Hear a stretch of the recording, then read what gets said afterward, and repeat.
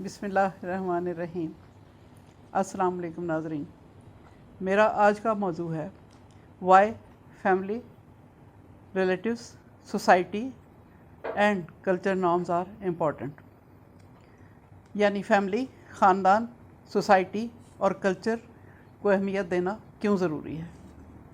آئے ہم پہلے اپنے موضوع کو سمجھ لیں۔ فیملی کیا ہے؟ ماں باپ اور بچے۔ خاندان کیا ہے؟ آپ کے سارے دور قریب کے عزیز رشتہ دار۔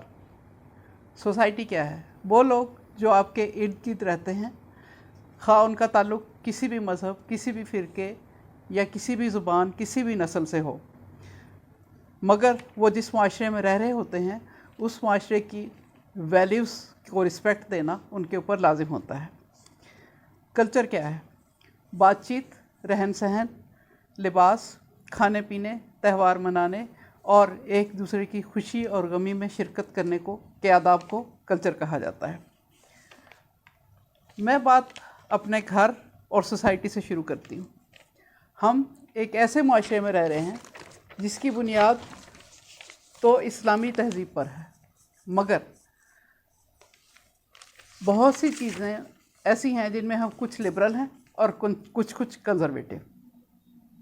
مثلاً اس بات سے الگ کہ خاندانی نظام میں کیا اچھائیاں اور کیا برائیاں ہیں، یا اس کی مختلف طبقات میں ایکسیپٹیبلٹی کیا ہے۔ تعلیم اور جاب کی تلاش میں جب بچے اپنے ماں باپ اور خاندان سے دور رہنے لگے تو آہستہ آہستہ لوگوں میں یہ ایکسیپٹیبلٹی آ گئی کہ چلو لڑکا اور لڑکی اپنی مرضی سے شادی کے بعد گھر سے دور، یعنی ماں باپ کے گھر سے دور اپنا گھر الگ سے بسا سکتے ہیں، جبکہ کچھ گھروں میں یہ بات ابھی بھی قابل قبول نہیں ہے۔ ایسا ہی سلسلہ کچھ عورت کے گھر سے نکلنے، پڑھنے اور جاب کرنے کا بھی ہے۔ آہستہ آہستہ یہ بات سمجھ آتی آ رہی ہے لوگوں کو کہ عورتوں کو تعلیم بھی دینا ضروری ہے اور ان کی جاب میں بھی رکاوٹ نہیں بننا چاہیے، کیونکہ یہ ہماری معاشرتی اور معاشی ضرورت بنتی جا رہی ہے۔ پردے کے بارے میں بھی کچھ اسی طرح کے نظریات ہیں۔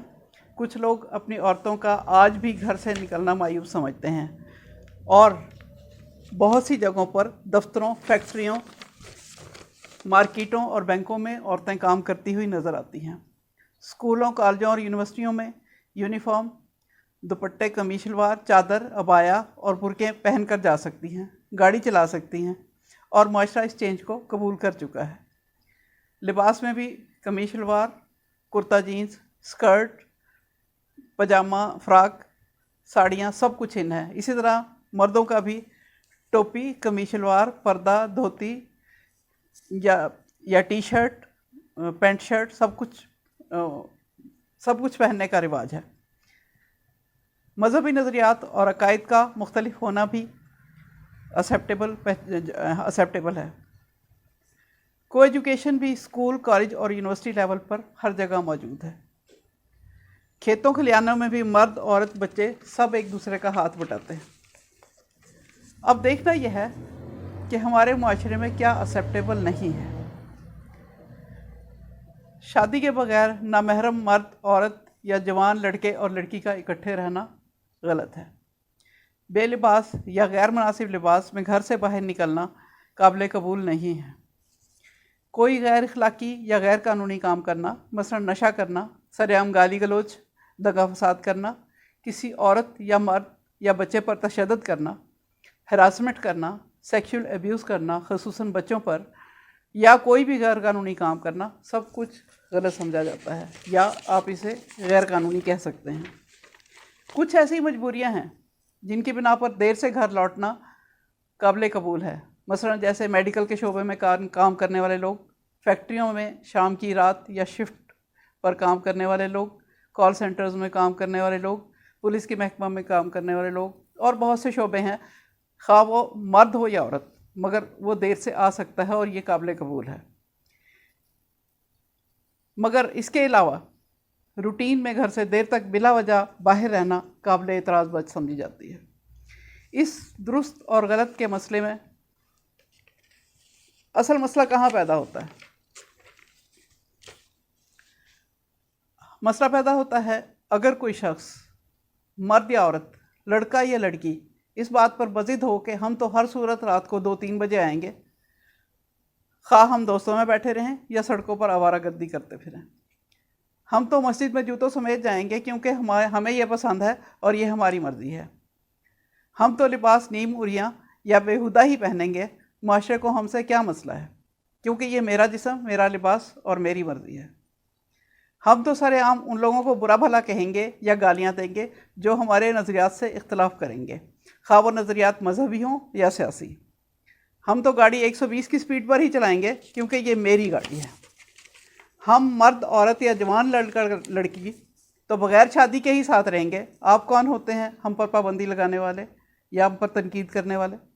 मगर जिन चीज़ों की ख़ानदानी निज़ाम, सोसाइटी, कल्चर और कानून इजाज़त नहीं देता, वो नज़रियात या सोच आप अपने तक तो महदूद रख सकते हैं, मगर उसे ना आप पब्लिकली प्रीच कर सकते हैं और ना प्रैक्टिस कर सकते हैं।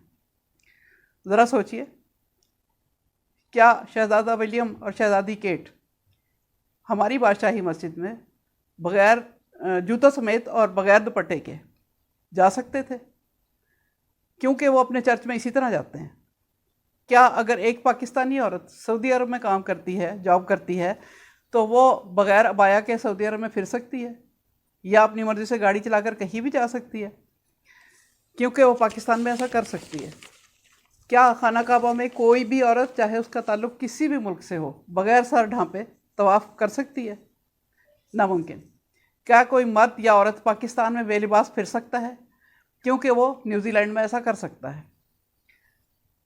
और ये सब चीज़ें हमारे मुआशरे में नाकाबिले कबूल हैं। अगर आप इस रवैये पर बजिद हों तो फिर आप किसी बड़ी मुश्किल में फंस सकते हैं। मसलन आपको ख़ानदान, सोसाइटी या सोशल बाइकाट का सामना करना पड़ सकता है। आपके ख़िलाफ़ कानूनी कार्रवाई हो सकती है। पब्लिक रिएक्शन जैसे कंदील बलोच का कत्ल, फ़रखंदा अफ़गानी का मुल्ला को गालियाँ देने पर कत्ल, लंदन नेशनल माहिरा का गैर मर्दों के साथ बग़ैर शादी के मेल जोल पर कत्ल, यूनिवर्सिटी स्टूडेंट मिशाल का कत्ल वगैरह जैसी इस तरह की बहुत सी मिसालें हैं जो कि बेहद खौफनाक हैं। जो सियासी और मजहबी नज़रियात की आड़ में अपने नज़रियात दूसरों पर ठोंसना चाहते थे या सरेआम गाली गलौज करते थे, उन तंजीमों पर पाबंदी और उनके ख़िलाफ़ कानूनी कार्रवाई भी आपके सामने है। पब्लिक रिएक्शन या बिखरे हुए मॉब का सामना तो फ्रांस और ईरान के बादशाह नहीं कर सके, नैर आप तो फिर फ़र्द वाहिद हैं। लिहाजा मेरा मशवरा यह है कि live in Rome as the Romans live, यानी रोम में वैसे रहें जैसे रोमन रहते हैं और एक पुरअमन मुआशरे का हिस्सा बनें। अपने ख़ानदान, सोसाइटी, कल्चर और कानून का एहतराम करें और उनके नॉर्म्स को वैल्यू दें। हम एक बाइज़्ज़त ज़िंदगी गुजार सकते हैं और अपने आने वाली नस्लों के लिए बेहतरीन मिसाल बन सकते हैं। तो नसीम इकबाल को इजाज़त दीजिए। शुक्रिया।